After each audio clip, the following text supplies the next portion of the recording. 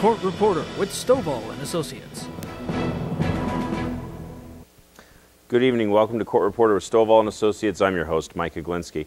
Tonight we're continuing our series of Pahrump Town Board members, and tonight we have the Vice Chair, which would be Vicki Parker. And in fact, she's one of the senior members now, yourself and Mike Darby, I guess. So, do you hold all the weight in the court there? No, my vote counts the same as all the other members. You don't even get like 1 1/4% or anything like that? Not even 1/100%. Okay. Anyway, just for the people, I mean, again, I know you've been sitting for a while and you're fairly well known around town. You are very active. But some of the background information, where did you grow up and background experience? I am a Nye County native. Really? I was actually born in Tonopah. Mm-hmm. But don't hold it against me. Yeah. Somebody had to be born there. My dad was training pilots during World War II there. I grew up pretty much all over the United States, and I've been married for 45 years, and we've lived pretty much all over the United States during that 45 years too. I've been in Pahrump for almost 10 years so now. You came back home in a way. Yes, I love Nevada. Mm-hmm. So, okay, so you've been back for 9 years, and then what did you do when you were out about your travels? Were you a military family, or just... When I was growing up, my husband, I actually met him. He was one of those shiny new lieutenants in the Air Force, mm-hmm. and but a civilian at heart, so he's followed the corporate trail. Okay. He came here to retire and got bored and has been working ever since. Okay. So is he working today? Yes, he is. So you guys are both very busy then, I assume. Yes, we are. So when did you first start dabbling in public service? When I got here, I asked around, and I could not find anybody I knew who went to the town board meetings. So I thought I better check it out because somebody has to keep an eye on them. Right. So for 7 years, I faithfully attended. I read the backup, got a handle on the issues, and I just thought, I'm putting all this time in, I ought to have a say. I make good decisions. So that's what compelled me to run. Now, let me ask you this. In that time of attending those boards, were you there or the town board meetings, were you there to observe, or did you actually comment on the items? You really think I could sit still and be quiet? No, I was a pretty regular commenter. Okay. So, and then you, like I said, I mean, you've been serving for some time now. You have about a year and some change left on your tenure. We'll get a year and 7, 8 months, correct? Year and 10 months. Year and 10 months. Yes. And how have you felt now that you're on the other side, observing people who are basically voicing their opinions and caring enough to come and read the backup, hopefully, and voice their opinions in front of the rest of the community? It's more of a weighty situation because when you're commenting, you can get on one issue and follow it through and rant and rave all you want. But when you're on the board itself, you have to look at all sides of the issue, listen to everyone, and then you have to take into account other things besides exactly what's on the agenda because so many items are really interrelated with other items. Sure, sure. Well, I mean, with kind of a fairly large percentage of turnover, I mean, we have 3 new members of a 5-member board. So tell me, I mean, what's the difference in the demeanor between the old board and, say, the new board today? The new board, as far as I can tell in 2 meetings, talks a lot more. Mm-hmm. We had some silent members of the previous board who really, they had their opinions, but they tended to say they agreed, they didn't agree, and moved on. But we've got a board now that speaks its mind, sometimes over and over. Over and over. Well, I mean, that There's excuse me. No, it's okay. There's no question as to how the members of the board stand on issues because they explain how they feel and why. Mm-hmm. Do you feel that and I've heard this from other board members as they've been on the show, they want to embrace the public's opinion. And in fact, this led to a 5+ hour meeting in the previous meetings, or in the previous meeting. Do you feel that so far they've accomplished this through the discourse and the explanation of how they feel on each item that comes along, or is it leading to rehashing of the same points over and over? Probably both. There's a lot of rehashing. You tend to hear the same items over and over again. I wish that more people would get up and say, I disagree with this because of A, B, and C, or I agree with what Mr. Jones and Mr. Smith had to say, rather than repeating the previous speakers. I think that it would speed the meetings up, and I think it would have more impact. I wish that people spoke more logically rather than emotionally, because I don't respond well when somebody stands up and screams, "You people are awful." That doesn't tell me anything. If they say, "You are wrong, and these are the reasons why, A, B, and C," that tells me a lot, and I listen. Right. Yeah, and you would hope that, if you are to be wavered on a point, then the public getting up and explaining their points of view should hopefully have that effect, I think. The other thing that I wish is that we had a broader spectrum of the community attending the meetings, because the people that are there do not represent the entire community. And I get phone calls to the contrary. I always laugh and say I can't go to the Smiths to get a gallon of milk without a couple people stopping me and talking to me. Mm-hmm. And I do speak to a large number of people in the community. I'm active in a number of organizations. Mm-hmm. And I can unequivocally say that the people that attend the town board meetings are not totally representative of the entire town. Could you be a little bit more detailed? Who are we missing in these meetings? It seems as though the majority of people that come to these meetings seem to be more on the retired end of life. Mm-hmm. We're definitely missing people with young families who use the parks. We're missing people who are employed, people who own businesses. They're busy earning a living, taking care of families, and they just don't have the time to go sit until midnight at a town board meeting. Well, you guys hold them in the middle of the week. You hold them at 7 o'clock at night, so maybe you could get some people that are working. Obviously not people in the service industry per se, but... No, but my point is, after they've worked all day long and they come home, they get their kids fed, they're tired. Mm-hmm. And... we're not high on their list of things to do, but now that Channel 46 is televising us, I will tell you that some of these people are watching mm-hmm. TV because they tell me they watch the town board meetings in the comfort of their home. Is it as effective to contact you guys in your private life that it is to stand up and exert your opinion at a town board meeting? It is for me. I feel that anybody, particularly someone who takes the time to write to me, because it's very easy to pick up a telephone and say, "Hey, right, I think you should do such and such." When somebody writes me a page or two, they've really taken the time to think, to put their thoughts on paper. Mm-hmm. Mm-hmm. All right, we're going to take our first commercial break, and we'll be right back.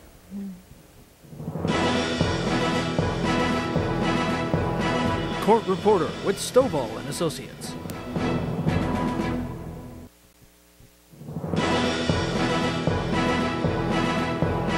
Court Reporter with Stovall and Associates. Hi, welcome back to Court Reporter with Stovall and Associates. I'm your host, Micah Glinsky. Tonight, our guest is Vicki Parker. She is the vice chairperson of the Pahrump Town Board, and in fact, the third person to appear on our Town Board series. Going into the break, we were kind of discussing some of the issues that people have come up to speak to you about, whether it's been in the grocery store or they've written emails or put in phone calls. Some of these issues are very well published, like you see in the newspaper here, and they'll come up again and again and again. And and I want to go through some of those with you. But also, you had mentioned that something that people have been talking to you on quite a few different occasions would be the community center, the Bob Roode Community Center, and the condition of it today.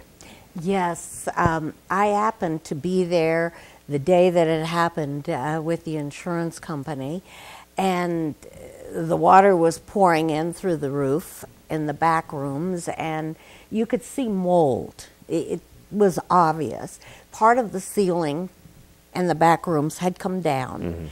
Mm-hmm. I went in about 2 weeks later with Harley, who wanted to look at it, and I turned right around and left. The smell in there with that mold is overwhelming.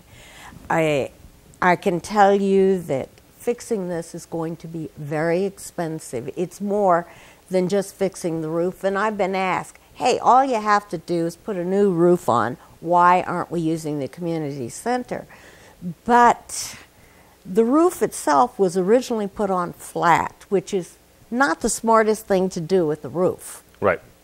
So the water just accumulated there, and then the weight of the water and the snow forced it down into the building. So we've lost the insulation. That's all water soaked. That's going to have to come down.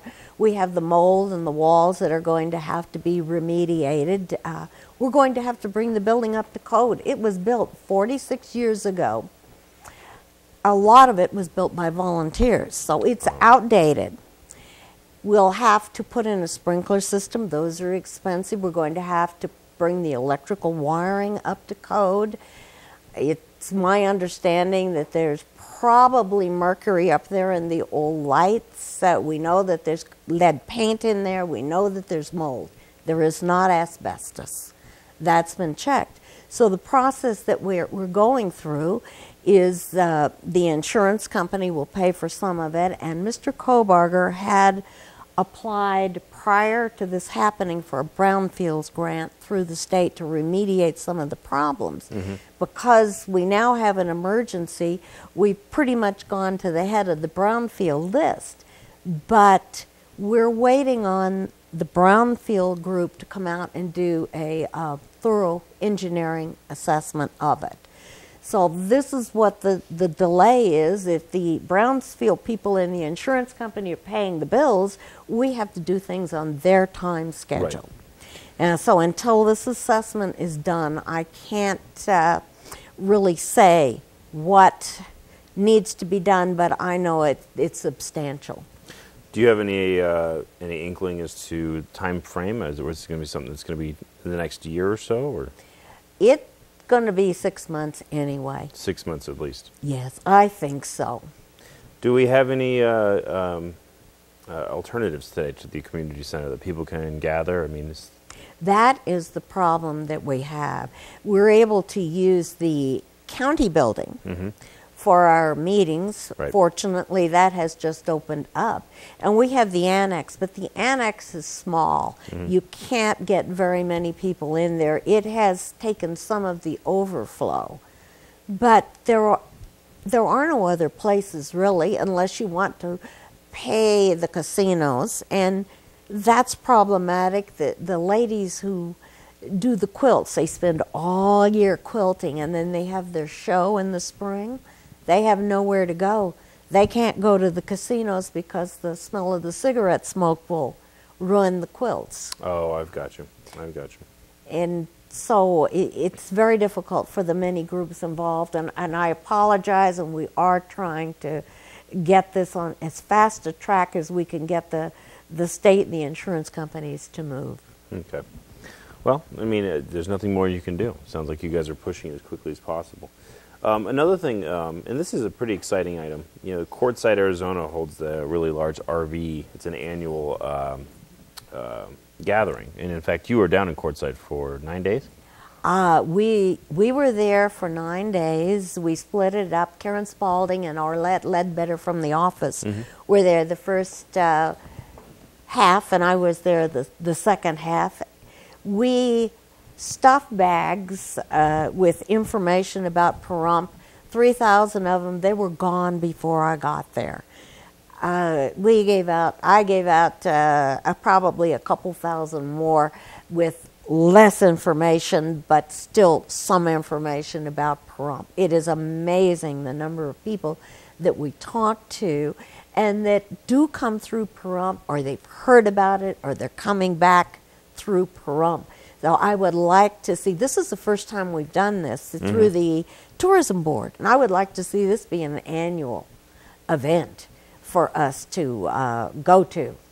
Well, you in fact had mentioned, this is really interesting, I had no idea that you know, the potential for room rates or taxes on rooms is far higher with an RV than there is in the casinos, or the hotels, I should say. We collect more money. I've been told in room tax from the RV establishments than we do the hotels. We have 1,800 RV spaces in this town. And that's 600 times more. 600 times. Yeah, well, 600 times more capacity rates than would be for the rooms themselves. So, you know, I think we're going to take our second break, and then we'll go into some of these hot button issues that I've been asking the other town board members about, so you can weigh in on them quickly. Okay? Certainly. All right. We'll be right back. Court Reporter with Stovall and Associates.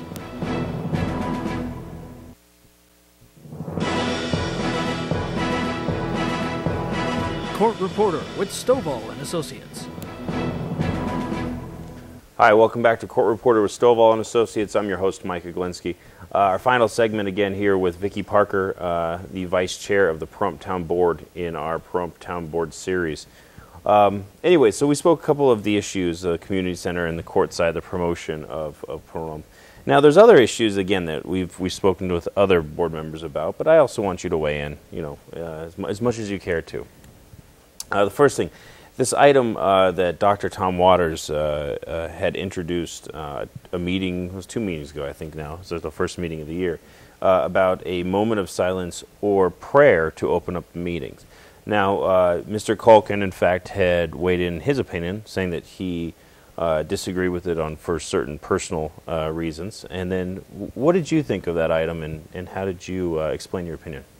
Well, I feel that a moment of silence would be appropriate, should the board agree that they wanted it, but I felt that starting the meeting with a prayer was wrong.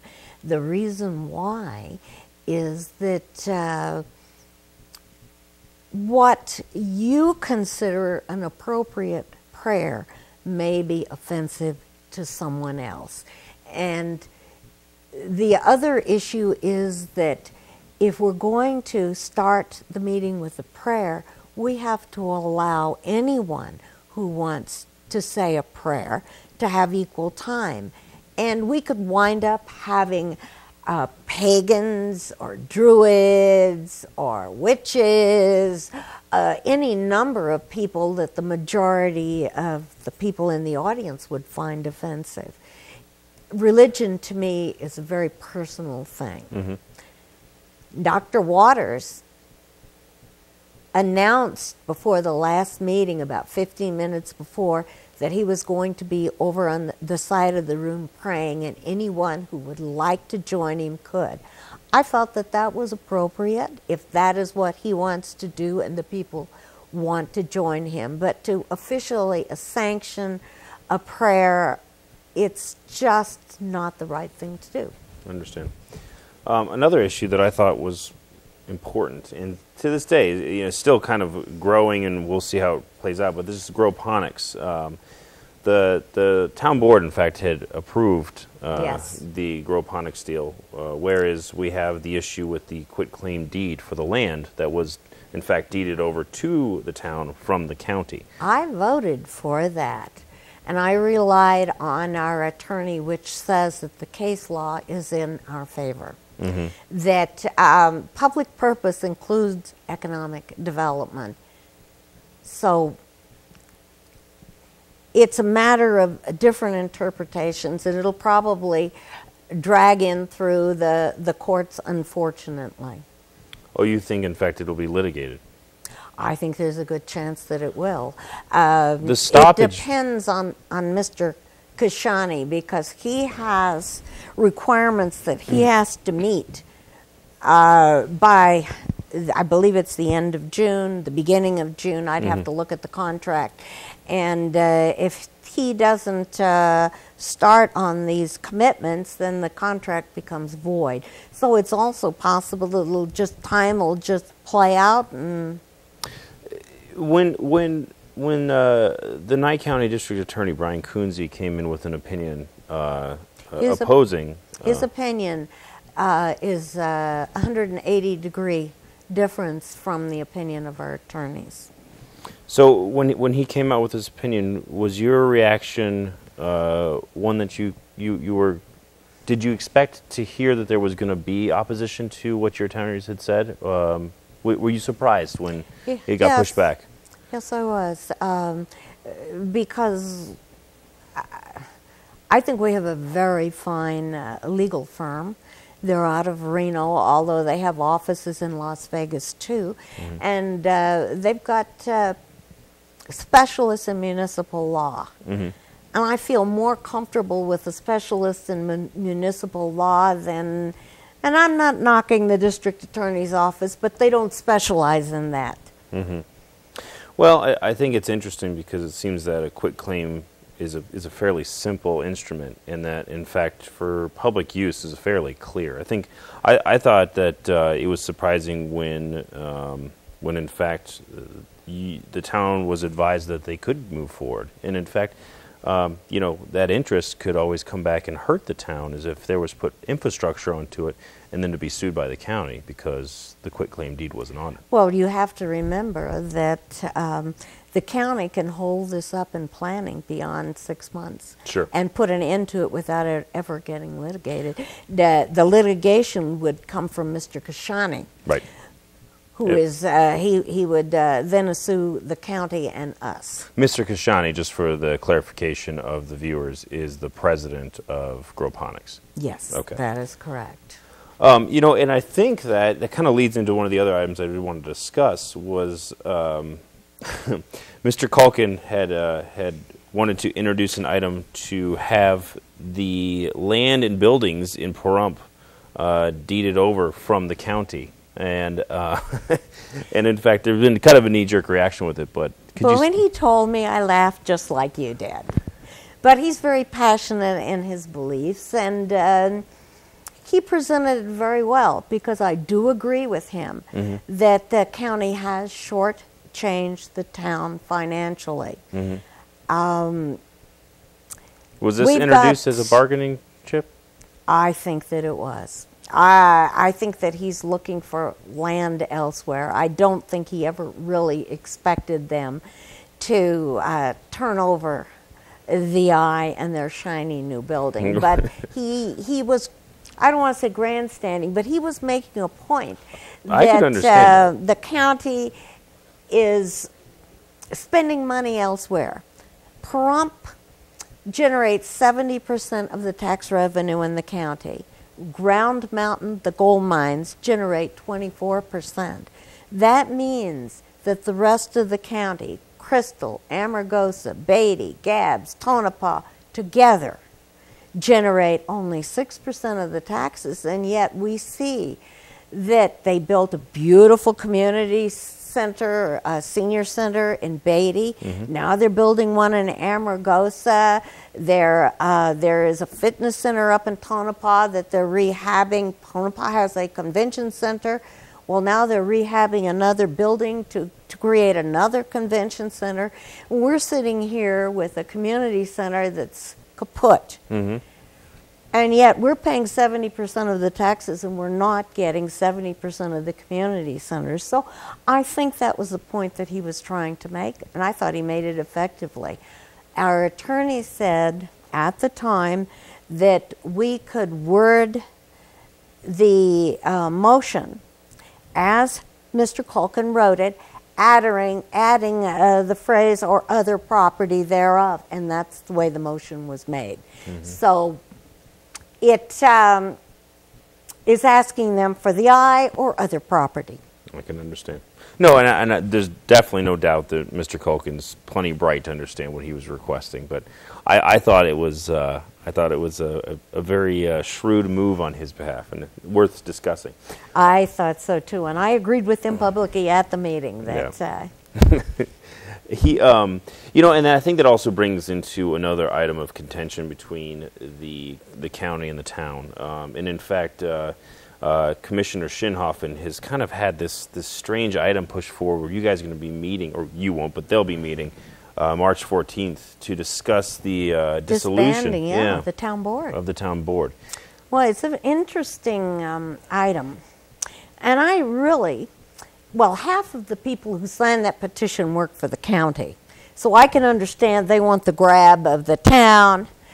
But the rest of them, I really understand where they're coming from. And part of it is the same frustration that Mr. Culkin and I were fighting over the 70% and the fact that we're not getting our fair share of revenue. Mm-hmm. And an addendum to that petition mentioned the fact that community centers are being done elsewhere, sidewalks are being built, all the different things that the county's providing the rest of the towns, mm-hmm. and they're not providing Pahrump. And so the logic was, if we get rid of the town board, then the county will be forced to provide these things for Pahrump. Well, I'm not sure I buy it, because they've had the capability all along to do these things and chose not to. For those of you out there, let me explain briefly the difference in responsibilities between the county and the town.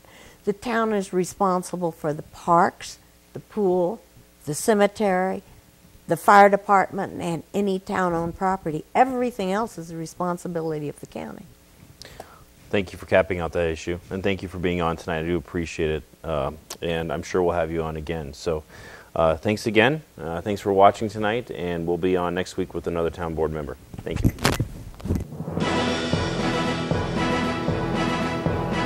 Court Reporter with Stovall and Associates.